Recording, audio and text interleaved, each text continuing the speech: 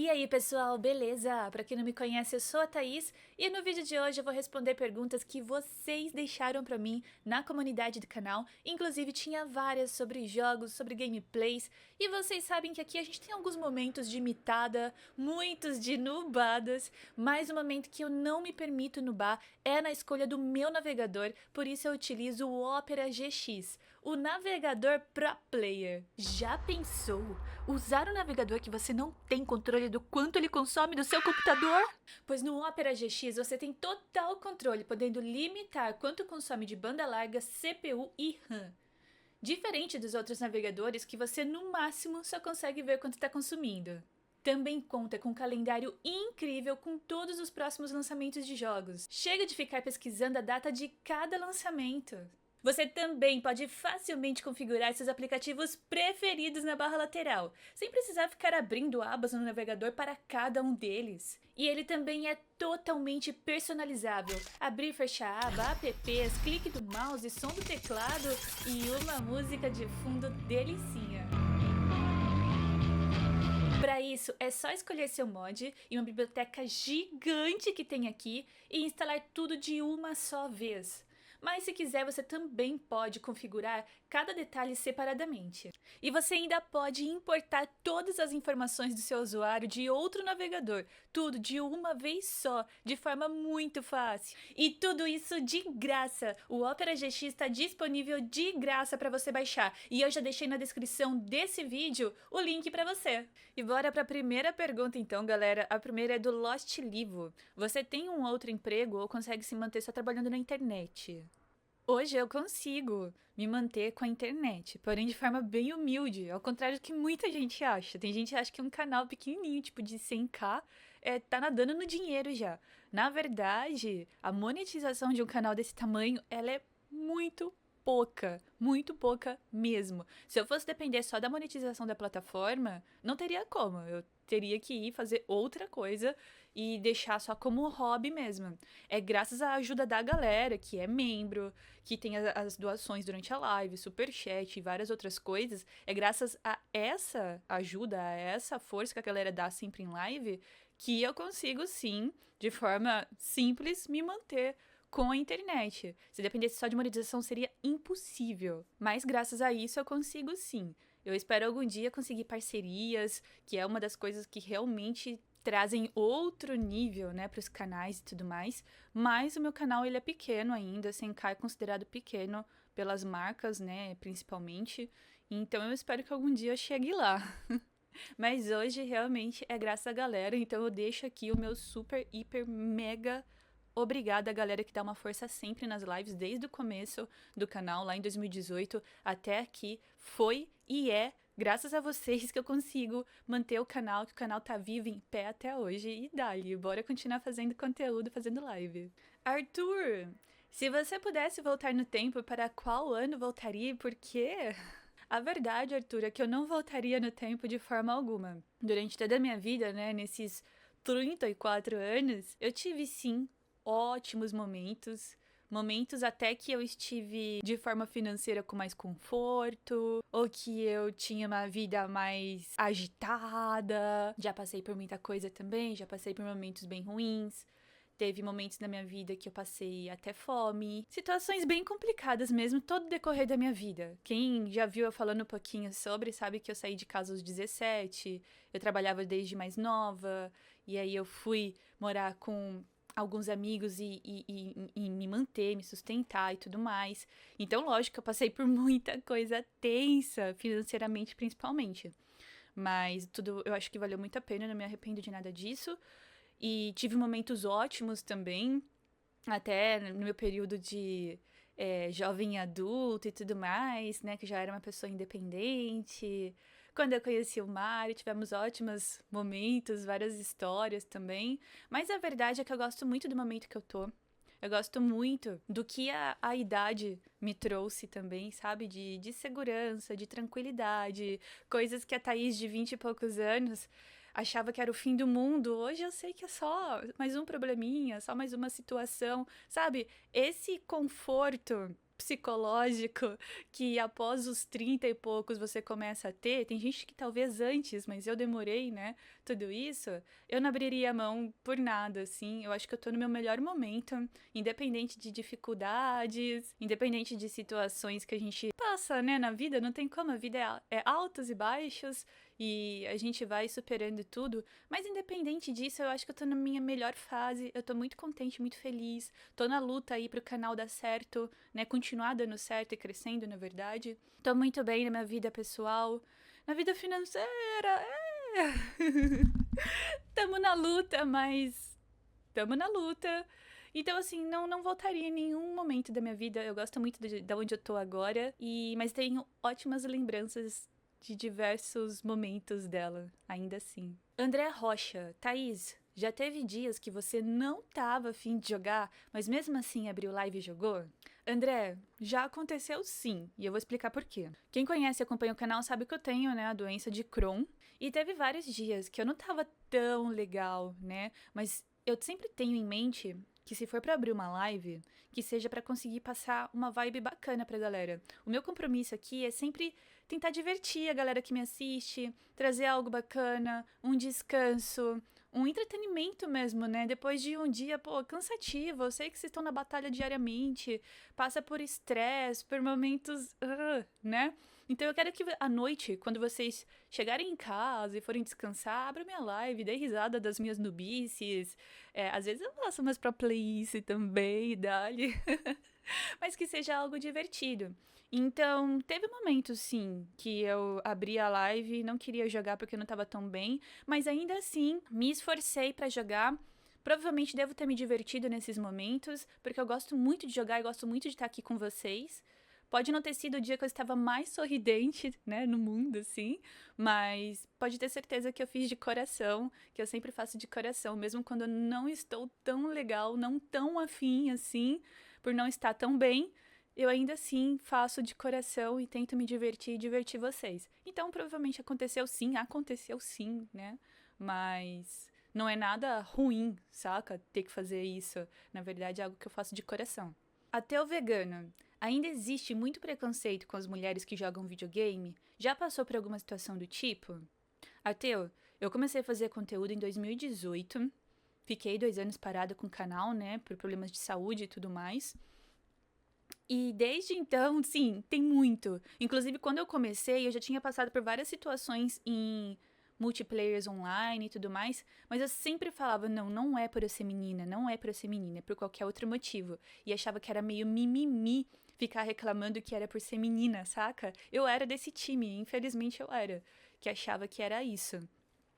Mas eu acabei quebrando a cara e vendo que eu tava errada, que realmente existia muito preconceito simplesmente por ser menina jogando. E aí eu vi que também por ser menina criando conteúdo de videogame na internet. Então eu passei por muitas situações que me convenceram disso, de que eu tava errada e que era sim, simplesmente por ser menina acontecia esse tipo de coisa. Mas eu acho que de lá pra cá, principalmente depois da pandemia, que aumentou muito o número de criadores de conteúdo de videogame, principalmente de live, e com isso aumentou muito o número de meninas criando conteúdo desse tipo na internet, eu acho que melhorou bastante, sabe? Tipo, eu vejo que hoje as pessoas estão sim mais receptivas.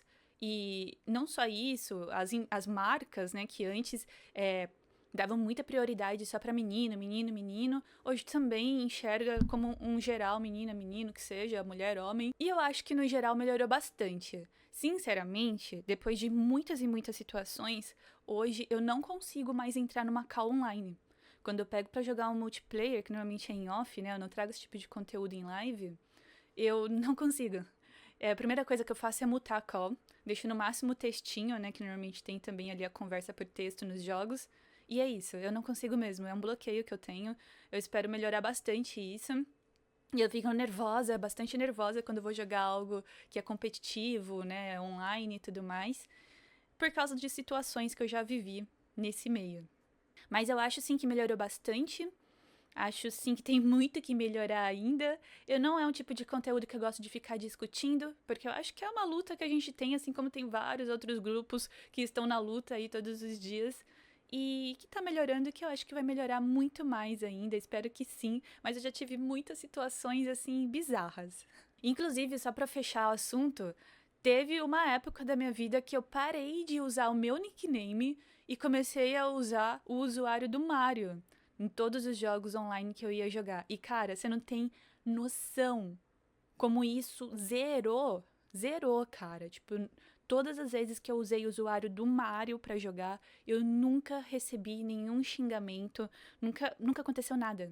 Sempre foi de boas, saca? Tipo, o que reforça de que infelizmente não era mimimi, é real, saca? Então, teve uma época da minha vida que eu não usava mesmo meu nickname, só o do Mario. Hoje não, né? Há um bom tempo já eu voltei a usar o meu, não tô nem aí mais, mas tenho esse bloqueio da call ainda. Tiago Barbosa, o que você acha dessa onda de jogos remake? Seria a preguiça de criar coisas novas ou medo de estragar uma boa franquia? Tiago, primeiro de tudo, eu quero falar sobre a segunda parte da pergunta. Medo de estragar uma boa franquia, eles não têm. Porque a gente já viu, né, situações de que o remake ficou horrível. Então não é isso, a situação com certeza não é medo de estragar uma boa franquia fazendo um jogo novo que não fique tão bem. Porque temos franquias aí que fizeram remakes e que fizeram jogos novos. Os jogos novos não ficaram muito bons. Teve remake que não ficou legal. E então acho que não é isso. Preguiça de criar coisa nova? Não sei, cara. Já parei pra pensar nisso, já pensei que poderia ser, mas sinceramente eu acho que não. Eu acho que é minha opinião, tá? Assim, fontes minha cabeça. Mas eu acho que pode muito bem ser simplesmente querer ter a certeza de criar algo de sucesso. Você pegar algo que já fez muito sucesso e refazer aquilo, se você consegue refazer de forma boa, bem feita, cara, as chances de sucesso de algo que já fez sucesso e você refez são muito maiores do que você fazer algo novo, né? Que vai ser tudo surpresa se as pessoas vão gostar ou não vão gostar. Então eu acho que é para garantir o retorno, né, daquele trabalho ali, daquele conteúdo. Então, lógico, exemplo foi Resident Evil 4 Remake. Eles pegaram um jogo que era ovacionadíssimo pela comunidade, amado, idolatrado, e fizeram um remake que ficou maravilhoso. Então, o retorno foi, uou, incrível, né?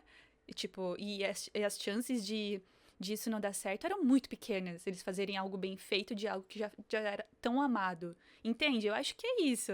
Eu acho que é só você querer ter a certeza do retorno financeiro, lógico, e várias outras coisas também de retorno nesse meio. Eu acho que é isso. Eu acho que é querer ter a certeza de acertar. Mas nisso já erraram bastante, né? Mas eu, sinceramente, acho que tá faltando, sim, as grandes empresas quererem se arriscar mais com novas IPs, com novas histórias, ou com continuações, mais novos jogos. Eu acho que falta bastante as grandes empresas quererem fazer isso. A gente vê muita empresa indie trazendo coisa nova, legal, mas vê que as grandes empresas seguram isso muito. Luiz Silva, salve Thaís! Salve! Dentre todas as conquistas que você obteve durante sua trajetória como streamer, tem alguma em especial que tenha te marcado bastante ou que você não esperava? Parabéns pelo trabalho desse canal. Obrigada, Luiz. Muito obrigada mesmo. E, na verdade, assim, todas as conquistas que eu tive foram, assim, uma surpresa. Não que eu não desejava, mas sempre foram uma surpresa. Tipo, ter conseguido, saca? Uma vitória. Mas, dentre todas elas, que foram muitas, cada coisinha que você consegue nesse meio, cara, é uma vitória, saca? Uma grande conquista. E teve vários momentos que eu me senti com essa vitória, com essa conquista. E ainda preciso de muitas outras, porque eu sei que eu tô só começando, meu canal é pequeno e tudo mais.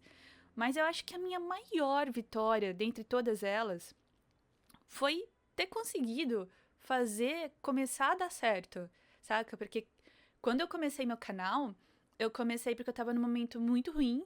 Eu tinha acabado de descobrir minha doença, fui mandada embora do trabalho por causa disso, por mais que, óbvio, não foi o que eles colocaram no papel. Mas eu fui mandada embora por causa disso, porque eu precisava me ausentar em diversos momentos para poder ir no médico, para poder fazer o tratamento, para poder tomar injeção, para poder fazer novos exames, que precisava sempre estar conferindo, etc. Então, eu tava num momento assim, sem rumo na minha vida, sem saber o que fazer. E o canal veio, saca? Tipo, eu jogava muito offline e amigos me convenceram a fazer isso ao vivo, já que eu já fazia tanto em off. Comecei a fazer e aquilo foi um escape pra mim. E quando eu vi, começou a dar certo e eu enxerguei um caminho. Porque eu tava fazendo várias entrevistas e nenhum lugar me aceitava, principalmente quando eu passava na primeira parte. Quando ia pra entrevista mesmo, né? Passava na primeira parte de seleção. E quando ia pra entrevista com o gerente da área, esse tipo de coisa, eu precisava falar: olha, dentre coisas do meu tratamento, toda quarta-feira eu vou precisar me ausentar. Porque é o dia de eu tomar minhas injeções, né? Que eu tinha que ir no Instituto de Quimioterapia aqui de São Paulo para tomar a minha injeção, que fazia parte do tratamento. Sem falar que pelo menos uma vez por mês eu tinha que me ausentar para ir no local buscar outras injeções que eu tinha que tomar também.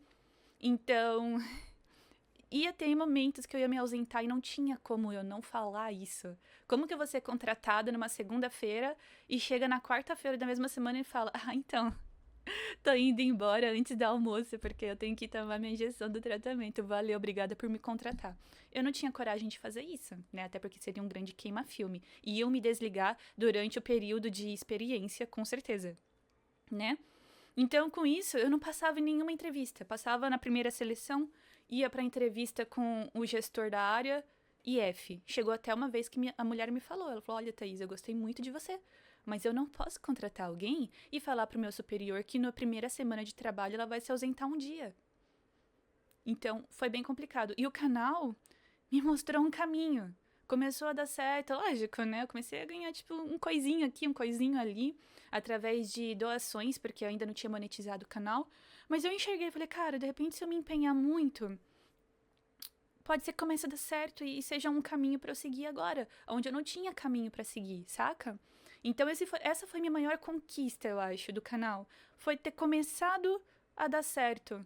Algo e ter visto uma luz, assim, no final do túnel, porque eu não tava conseguindo enxergar um caminho na época. Então, com certeza, essa foi minha maior conquista.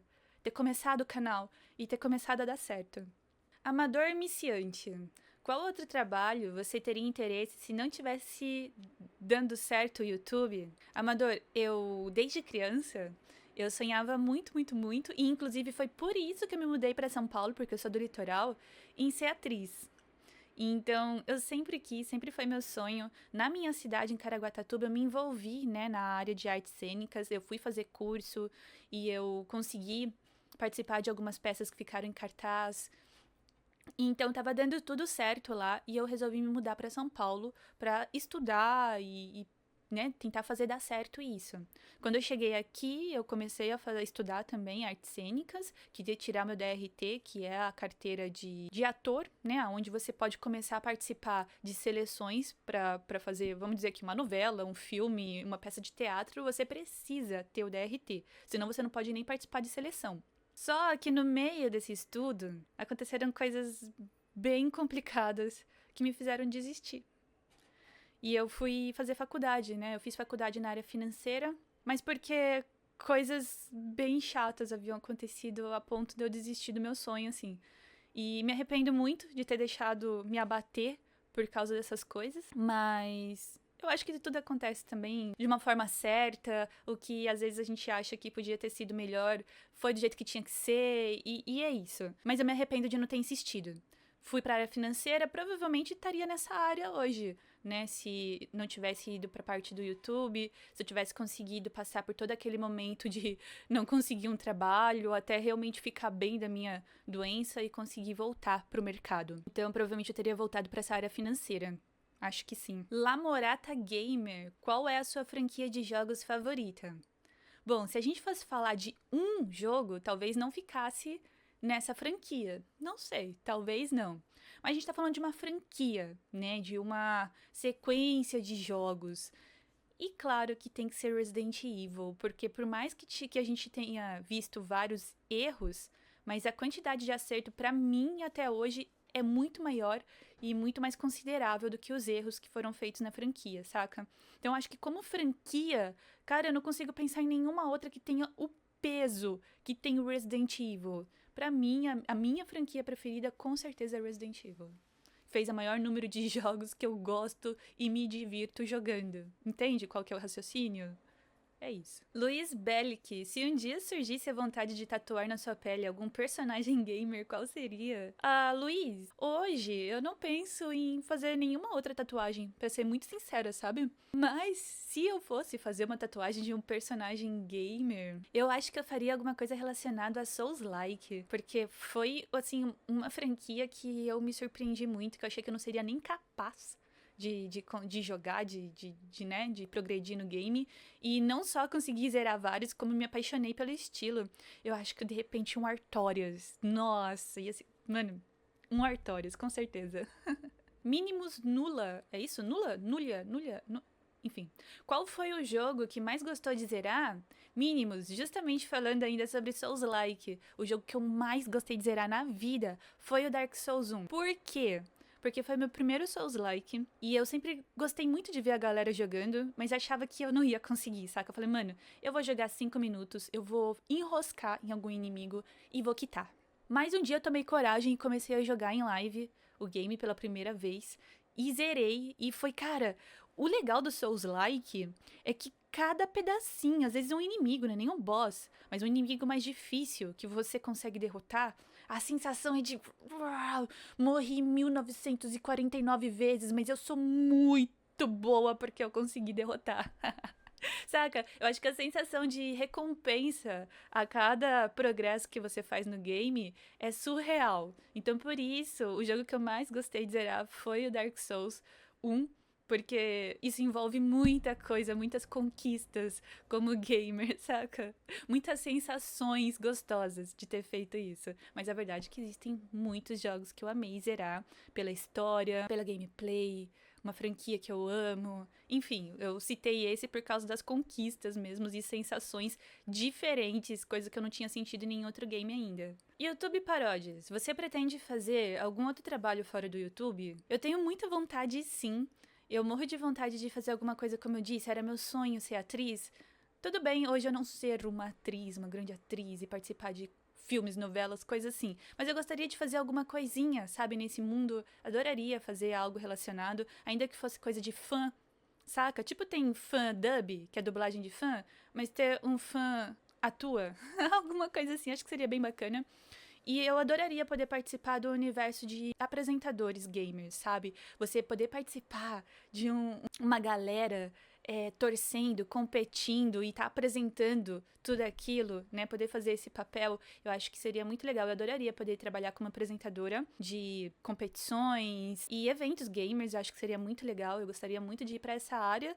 E é isso, dublagem também, eu adoraria fazer alguma coisa relacionado. Eu até tenho alguns projetinhos de fandub para colocar em prática, ainda colocarei aqui no canal. Mas basicamente isso, coisas que eu gostaria de fazer fora de live e vídeos, né, produzir conteúdo pro canal aqui. Emmett, o que você diria para alguém que tem o sonho de crescer no YouTube assim como você? Emmett, primeiro de tudo, tenha muita paciência e se divirta. Duas coisas que são muito importantes. Muita paciência, porque, velho, vai demorar pra dar certo. Vai demorar pra começar a ser algo rentável pra você. No início, vai ser só você investir no seu tempo e dinheiro também, né? Ainda que pouco no início. Não aconselho ninguém a fazer um grande investimento no canal logo de cara. Espera dar algum retorno pra você fazer isso. Mas tenha muita paciência. Tem gente que acha que esses canais que pegam 300, 500 pessoas, né, que já é muita coisa em uma live, começou ontem e não foi, cara. A maioria das vezes são canais que já estão há anos nessa área e mesmo assim não estouraram ainda, não viraram grandes canais. Estão na luta, né, diariamente, que é meu caso, tô na luta, ainda não, né, não conseguia dar aquele boom como criadora de conteúdo, mas aos pouquinhos tô aí crescendo.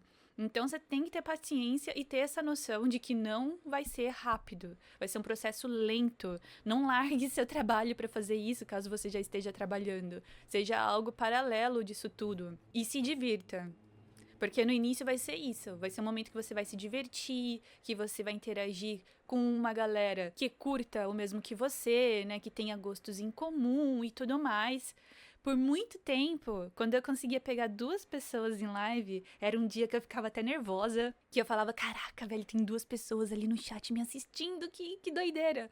Então tenha paciência, muita paciência. Noção de que pode ser que não dê certo, porque pode ser que não dê certo. E de que, caso dê certo, pode ser que demore muito. Então é isso, é basicamente o que eu teria pra falar.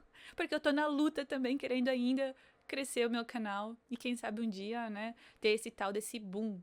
Nômade, qual é o melhor Resident Evil na sua opinião? Óbvio que é Resident Evil 6, o melhor da franquia. Não, zoeira, zoeira. O Resident Evil que eu mais gosto é Resident Evil 4 por diversos motivos. Ele pode não ser o Resident Evil com a melhor história, com a melhor construção de história, com tudo ligadinho ali, os pontos certinho.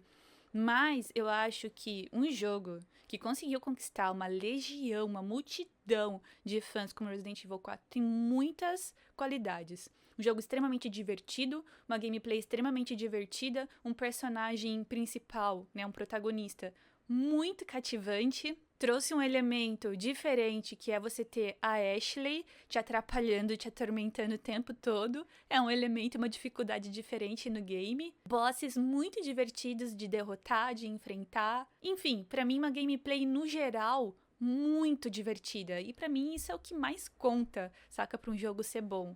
Então, pra mim o melhor Resident Evil é o Resident Evil 4. Marcos Vinícius, fala um pouco sobre os artistas de música que você escuta. Marcos, teve uma época da minha vida que eu gostava muito de música, muito mesmo. Eu era do rock and roll e curtia muitas bandas, muitos artistas, e tinha CD, e tinha pôster, e tinha revista. Hoje eu não ligo muito, pra ser muito sincera. Música pra mim, assim, eu gosto muito de escutar músicas de anime, aberturas e encerramentos de anime. Então, normalmente quando eu vou escutar, eu escuto isso. Às vezes eu ainda retorno para as minhas raízes e coloco um rock and roll. Gosto muito de Pantera, Black Label Society, Metallica, Slayer, entre muitos outros artistas. Mas hoje eu gosto de mais coisas, sabe? Eu gosto muito de escutar musiquinhas fofas e tudo mais, mas eu não sou tão ligada assim. Passo dias sem escutar uma música. Pessoal, muito obrigada a todo mundo que participou e deixou sua pergunta. Se a sua não apareceu nesse vídeo, não se preocupe. Tem várias outras que eram bem legais e que eu separei para uma parte 2 desse vídeo, para esse vídeo não ficar tão longo. Então pode ser sim que a sua pergunta apareça na parte 2, não fique triste, tá bom? E logo logo eu abro também mais um post para vocês deixarem mais perguntas. Eu espero que vocês tenham gostado dessa interação, da gente se conhecer um pouquinho melhor do que a gente já se conhece ali durante as livezinhas. Muito obrigada quem já deixou o like. Se você ainda não deixou, senta esse dedo, sempre fortalece muito o canal. Valeu, até o próximo vídeo e tchau, tchau.